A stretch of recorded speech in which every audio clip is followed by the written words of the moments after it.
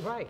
Well, yeah. So can we talk a little bit about These Guys Need a Theater? I want to. So this theater we're in right now is new and it's fantastic and it's state of the art and it's absolutely beautiful and it just blows my mind. And I never got to work in here and I'm a little bit upset about that. But You're working here now. You're on stage. But I'm on stage now, so it's okay. But so the spaces you guys worked in, the Cowan Studio and the Main Stage Theater, were, I guess, what you would call a found space, right? Mm-hmm. Right. Can you They talk were about raw. that? Yeah, They were what? They were undeveloped. Raw. Raw. Can you talk about that and how you made them into a space where you could do theater? We just rebuilt the main stage every single stinking show. That was It was unbelievable. one of Professor Fallon and my biggest complaints about the space before this was, in order to use it, it had been built as an auditorium. And an auditorium simply needs to have people and a place for someone on a podium. Pat Zader used to tell the story, I don't know if it's absolutely true, but the guy who was the president when it was designed It is true. said, You're talking about the I head. don't want anyone's head over my knees when I'm talking to Up the here. student body. So we ended up with a theater where everyone was looking up. Yeah. And that's, I mean, even this is not, I would have taken it up a little bit more, but because I'm a designer, and one of the things when I got here that people used to go, what are you doing?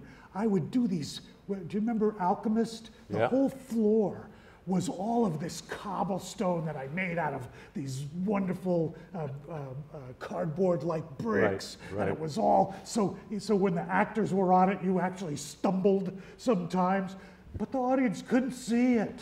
So from then on, we started building raked stages yeah. for half of the shows. Or we had 15 or 18 platforms so that when you're looking up, at least you see all of the actors' faces. Yeah. Yes, Well, so the rake that you're seeing on King Lear here, which I had the privilege of directing, we get, Tom Luddy has to lug that wagon up the rake That's right. and off stage right with the dead bodies, right? I'm only going to do this one night. Lear and Cordelia.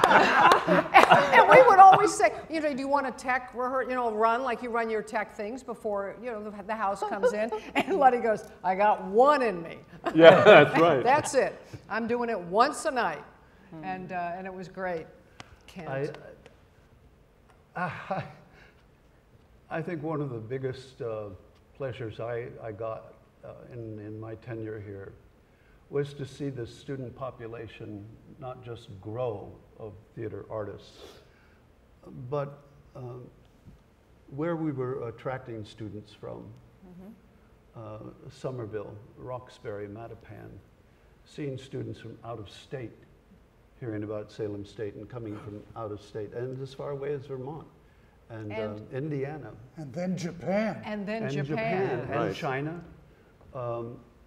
But to see the eclecticism of how many different voices there were, and how interested they were in the work that not only we were asking them to be involved in, but the work and the effort that we were asking the students to take.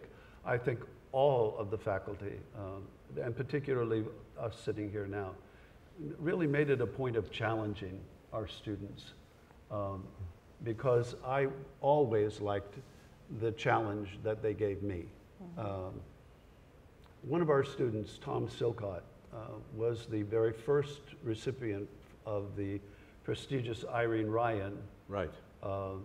scholarship in Washington, D.C. It was money that had been given by the actress Irene Ryan, who was grandma on the Beverly Hillbillies. And you think, what? And she was a consummate stage actress and had done a lot of films before television suddenly made her a very popular and a very, very prosperous star. She and Mr. Colton, her partner, were there in spirit the night that Tom took the award. Tom was there 1 year before. It was his sophomore year. And he lost it by 4 seconds. He went overtime 4 Whoa. seconds. He held for applause. Yeah. He held for a laugh, and at the reception afterwards, one of the judges confidentially told us your guy would have won, but he went 4 seconds over because he held for that laugh. So Tom, without any coaxing from any of us, had a reception that President Harrington, who literally was one of our chief supporters Supporters, yes. for years and years and years. God bless her soul. But at that time, she held a party in the Charlotte Fortin Hall. And Tom was there, and she said, why don't you say a few words? And all Tom said was, I will be back next year. And then he turned to the faculty that was there, and he did this kind of gesture. He said, with their help. Well, you know, are you kidding? What? The next year, Tom won. But what's really interesting about Tom's story, I mean, he's a wonderful actor. He's all over the place right now, et cetera, and out in California and doing work. But Tom failed in his BFA. He failed 3 classes. And I was chair at that time. Selena knows this. I think you were on the committee too. I can't remember who was. But we kicked him out. And he was working at McDonald's right down here on Canal Street. And I saw him, and he said, I have to get back to Salem. And I said, we'll hold an audition for you if you're that serious about it. But you have to be very serious about it. Now, why am I bringing up that? Tom loved the theater, but Tom was nowhere. And not Selena like fired him. 1,000 other students until the theater. He came to the Callan studio. He auditioned for the faculty that I asked to assemble. He did a great job. He was standing there, and I asked one question. I said, Tom, just why should we bring you back into a BFA program when you flunked out of it? And he burst into tears. And he said, because it's the only thing I think I really can do. That was it. We met, we invited him back into the program. After that, Tom was doing film, television, graduated with honors. I just heard from him a week ago because I let him know that we were doing this. And I'll share with you one thing that he did say.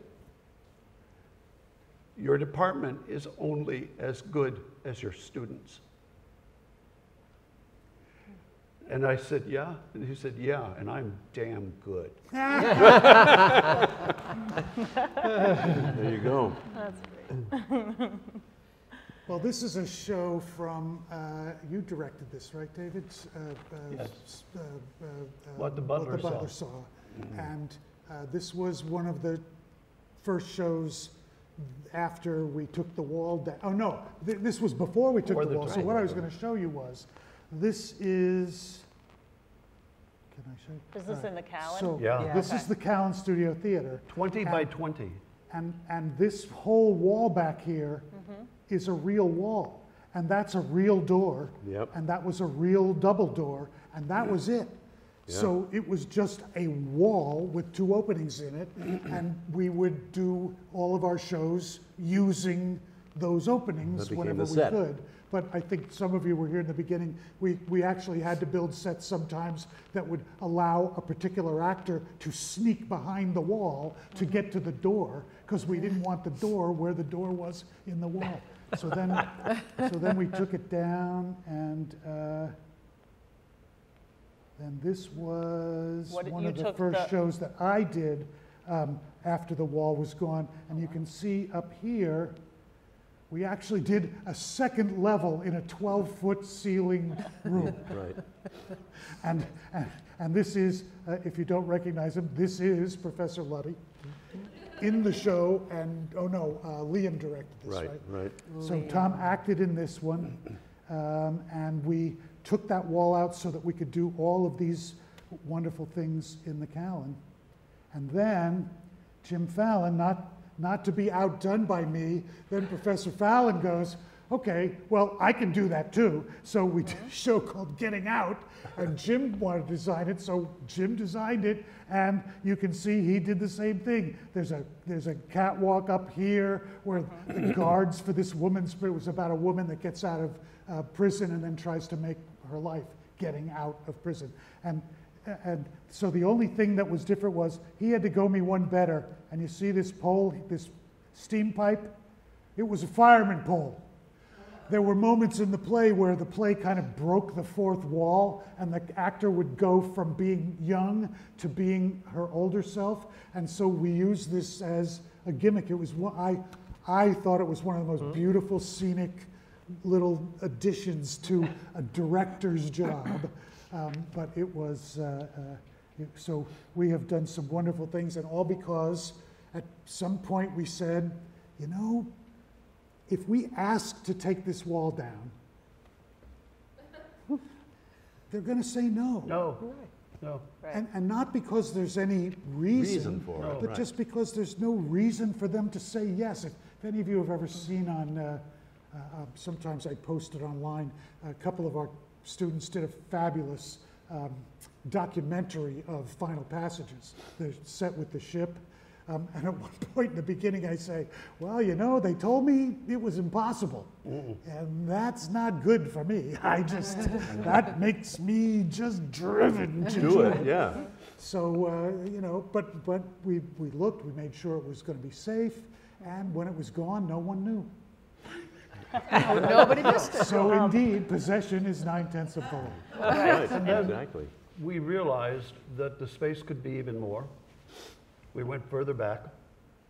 And that was when we were doing the summer theater at Salem as a regular summer basis. Oh, we did the nun piece, nun sets. Yes. Yeah, we instead of a wall, we built another whole section of audience, and we did three-quarters Three-quarter round. thrust. And we wanted to expand it because we needed the money. And summer theater was making a lot of money. But I think the thing, again, that we go back to in my mind is nothing is going to happen in any of our lives in any way, shape, or form, no matter what you're doing. Everybody knows this. You have to. Nothing's going to happen if you don't take a risk. I hate my house.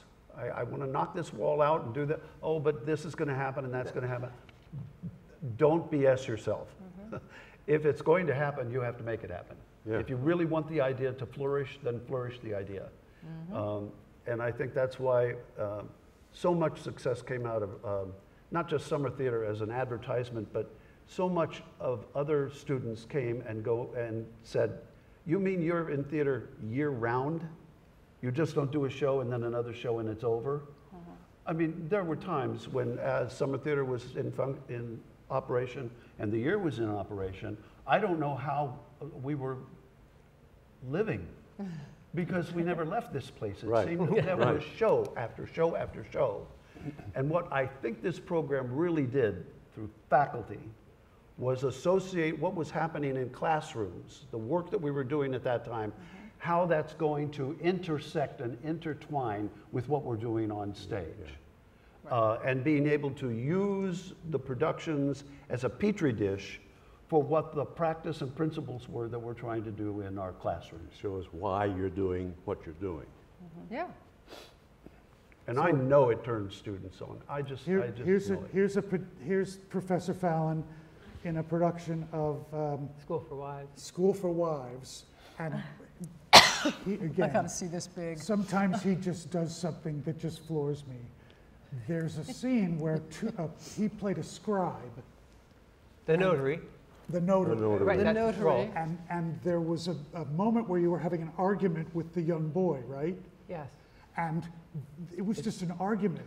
But Jim had this giant feather pen, and he started flipping it at the kid. So the kid, this was in rehearsal, right? I think so, yeah. And the they came out kid with this pulls sword. out his sword, and the two of them have a sword fight with the feather, and it was one of the most meaningful little moments of theater because it was the perfect sword versus pen analogy thing. Yeah, and, yeah. oh, God. Feather my feather. But again, this is not something that a student with very little experience in life pulls out. You know, sometimes they do, we're surprised, but that's why when you have a faculty member involved like that, you give students the confidence to say, oh, we can do that. Yeah, we can encourage them to be do that that, person and have that thing happen to us. Yeah, definitely. Can you, or I want to talk about a little bit more about, and a lot of you have touched on this, about working outside the box and working with the resources that you have, right? So one of the things that I loved about this program and going here was that, you know, we learned to make high quality theater despite lack of whatever. It was with the resources that we had, right? So, and you all modeled that for us. And we know that, you know, obstacles, they can inspire you, they can encourage you to think, you have to think a different way, right? When you can't do it this way, you have to do it this way, right? So are there any examples that come to mind for any of you about ways that you've had to approach your work here in that way, outside the box, or any obstacles that you face? Well, I can think that of way? my first month here, Yeah. back in 1986 when we were doing Grease, and Wiz had this genius brainstorm about, and now remember when you think back, you know, you have the memories of the past and everything's sort of larger than life. So the set was a series of asymmetrical stacks of record albums. And but they were being welded, and the students were learning how to weld and all that. So that's happening, but that had to be built on stage. There was no, we're going to build it somewhere else and then put it together. No so shop. the stage was occupado, and I'm trying to choreograph things for stepped record albums for the choreography, and so we just rehearsed in front of the theater. There used to be all those stairs in front of the main stage, and I thought it was good advertising because everyone driving by was watching us, you know, and we had the music, and we just rehearsed out there for weeks, going up and down the stairs, doing all of that, and then we just translated it in here because they were conveniently right there. Unfortunately, it was my first time I wanted to have dancing scenery. It was Grease, giant stacks of records. I had them so that they Cantilevered. were cantilevered, but they would meld together, so that if you were running up this one and this one came next to it, it was the same stairs. But unfortunately, I picked the wrong casters. And Jim did everything he could to make these things dance, but they basically got dragged around the stage. Yes, but the students, in fact, this is what they gave me opening night. The motto was, when in doubt, bop, right? 50s. When in doubt, improvise. And these students were so strong at and warm-ups were like half-hour, an hour-long improvs of the students with choreography and lines and all of that. My stage manager was like, you know, you're wasting time. And I said, not really, because watch what happens when this thing opens. And they would have difficulty moving or whatever, and instantly the students would kick in. And again, you know, what do we give them ultimately? Confidence. Right. When I hear the fields that our students have gone into that are non-theater, and I hear their success, and all I hear is, man, they got chutzpah. They've got confidence to try this, to pioneer, to be at the forefront. So that was really great. My other favorite, oops, was we were doing La Bête. What year was La Bête? We were doing La Bête. You've got to see Fallon as the prince. We were doing That La also Bête. made it to regional finals. And That show made the regional set, finals. Jane did costumes and set, and there were these There's panels. Professor Fallon as the prince. Yeah. Yes, and so Fantastic. He stole Eric- the costume. yeah, Eric, God rest his soul, who's second from right, you'll notice he's wearing an eye patch. That was not the original design. But the panels that are behind them, you can't quite see you them. can see behind. Yeah. But behind the center, there were pictures of them, full portraits of them in costume, and then all those If you look panels, over here, you can see this young lady's portrait right behind her. they flew up, and the real really people were standing there, wonderful, looking exactly like the painted panels. Well, we were in Hangzhou Focus or something, and something was up, We and hired a painter. Yeah, and so something fell. Anyway, we had a little fire.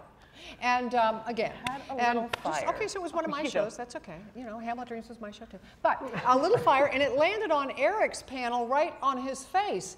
And we're looking at it. Jane's like, I don't have time to repaint this whole thing. What are we going to do?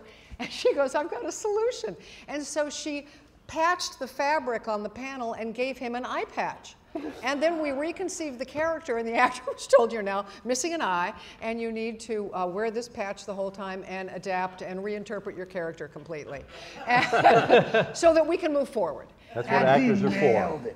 he nailed it. It was great. Well, I think the biggest oops, the biggest, this is going to stop us. This is going to kill us. And there's nothing we can do about it. Was when Three Penny Opera was stopped due to the Oh, my asbestos goodness. removal. This theater The was full of blizzard asbestos and we of didn't know it. 79.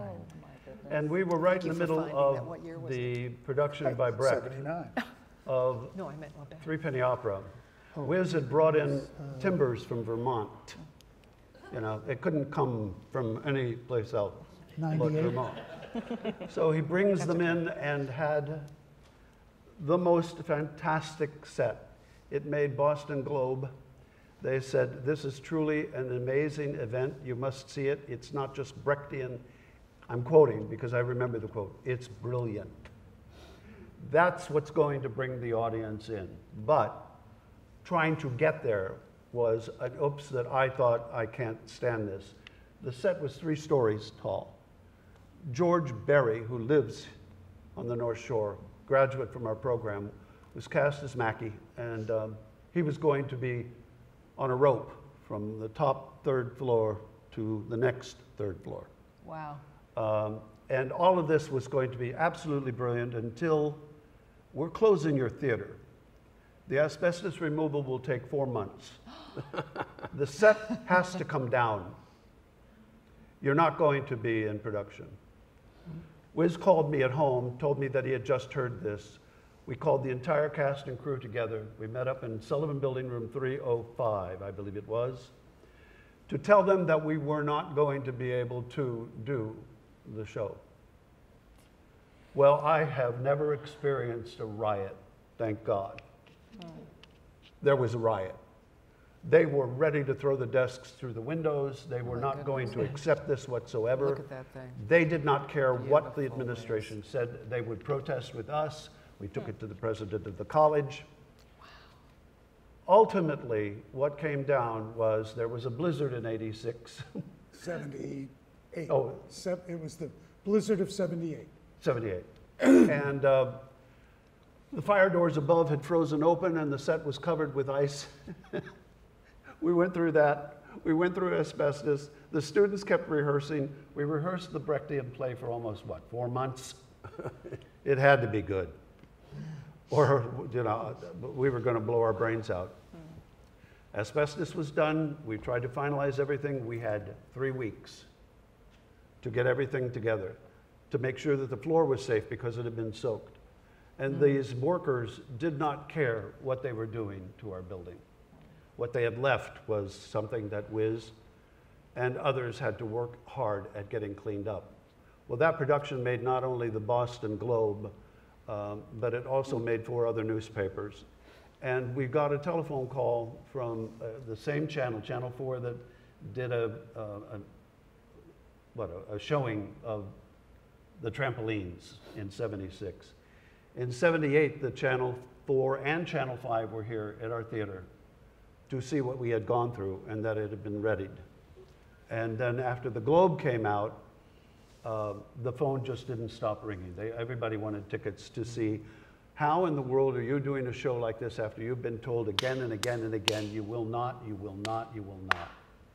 And I think that's, again, goes back to watch me, Yeah, what exactly. Tom had said. That was another show that had a wonderful intro while the audience was coming in. David had the pickpockets attempting to pick people's pockets. The prostitutes were soliciting people, funny. And he wanted something that would really get the actors to involve the audience in the beginning of the play. So we had there were like 30 house lights. So what I did was I took the house lights out and dropped down electrical cords with hooded single light bulb lamps that had strings with a switch. So they hung down to about 2 feet over the audience's head.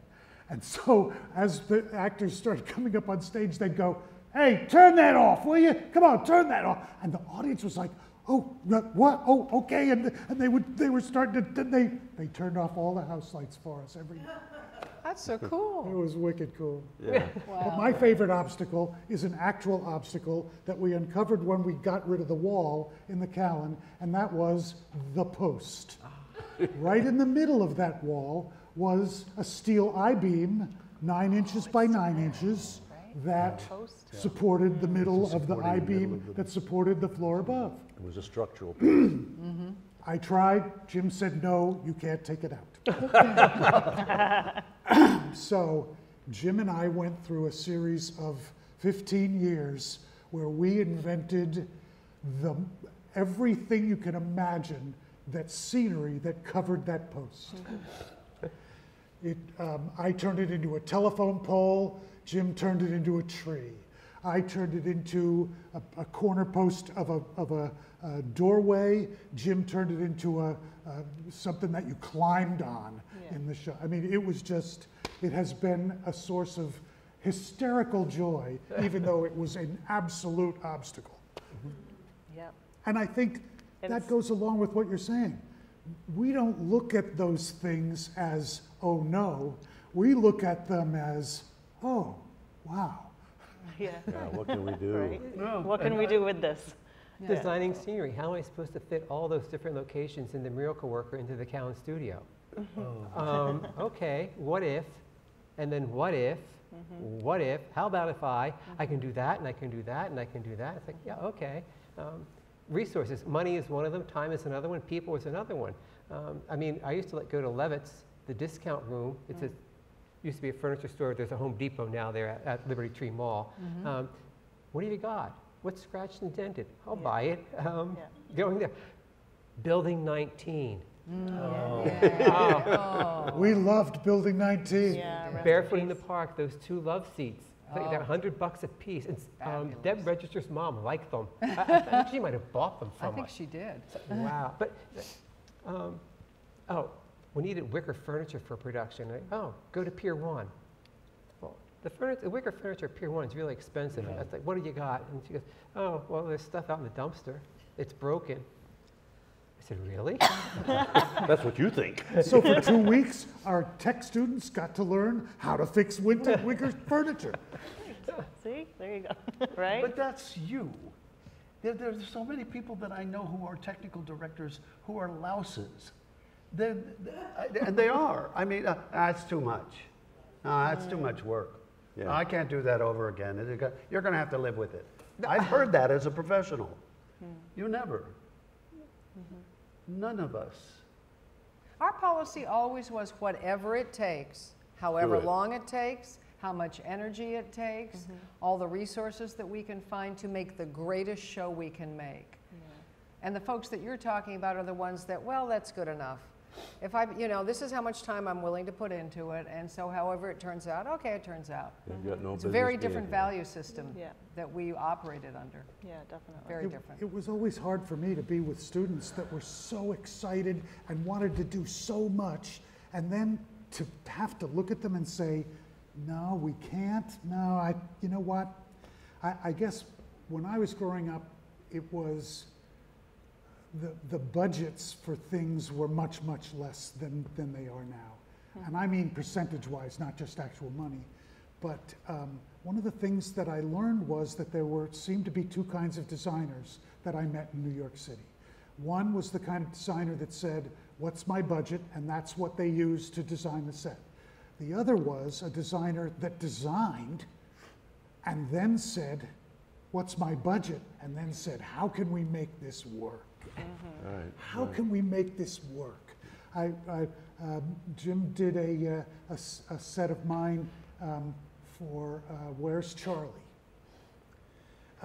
First of all, the set for Where's Charlie? It's supposed to be in 4 living rooms, Victorian living rooms.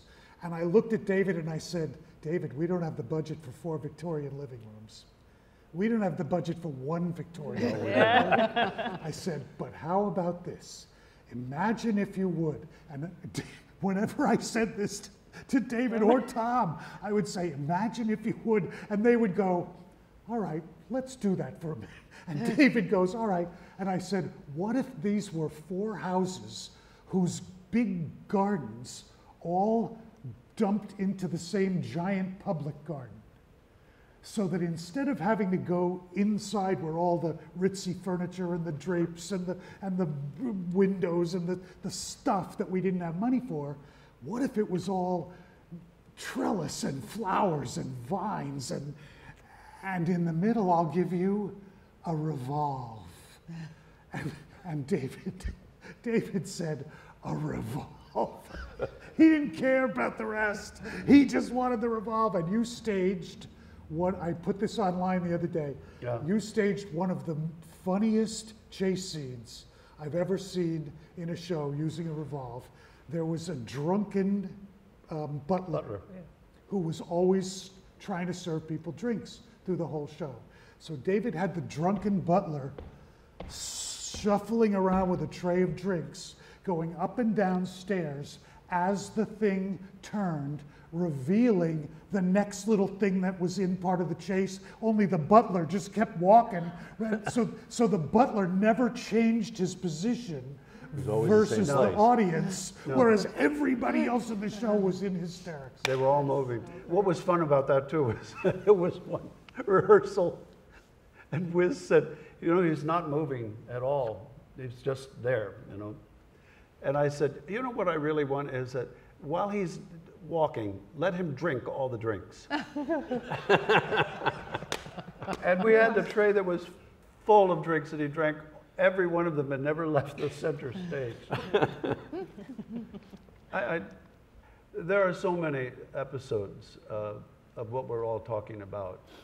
But again, I have to go back to our student population, because we would do nothing, we would be nowhere if it had not been for the many students that really did turn on here, have gone on to continue to do, I think, what it is that we were lucky enough to be able to instill in them. And that is to truly believe that nothing that they can envision isn't possible if they are working together. And I know that I've even heard this from our President Biden, and it means a great deal to me, that there is nothing that isn't possible if we don't work together.